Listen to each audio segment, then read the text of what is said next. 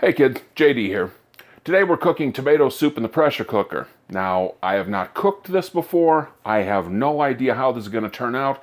So as usual, I'm going to make it. I'm going to show you the steps that I took. Then we're going to go ahead and eat it, react to what we're tasting there, give you a little insight, and call it a day. So before we get started, go ahead, hit that subscribe button, wherever it may be.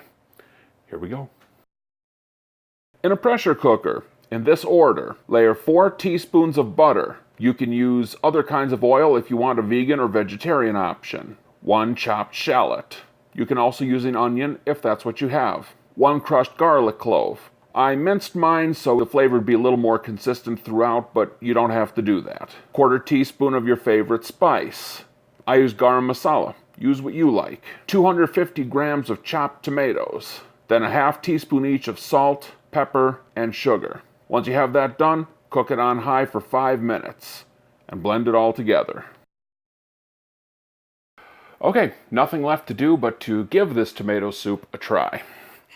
Want you to notice this is actually a fairly thick sort of soup. So if you like it thinner, use some water, use some vegetable stock, something like that. All right, kids. Bottoms up. Let's see what happens.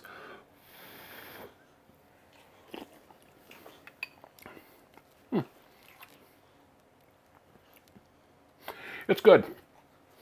I think that by chopping the garlic up, I was able to get that distributed a little more evenly throughout.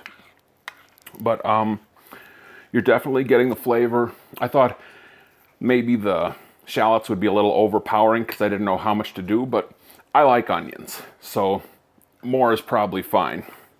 There's nothing in here that tastes like one part of it is salted and another part isn't, so that's really good too. But yeah, getting the pepper, getting the salt, getting that garam masala, getting the shallots, so it's good. Would definitely do again. Okay, that's it for this week's video. If you like, go ahead and hit like. Feel free to leave a comment if you want to.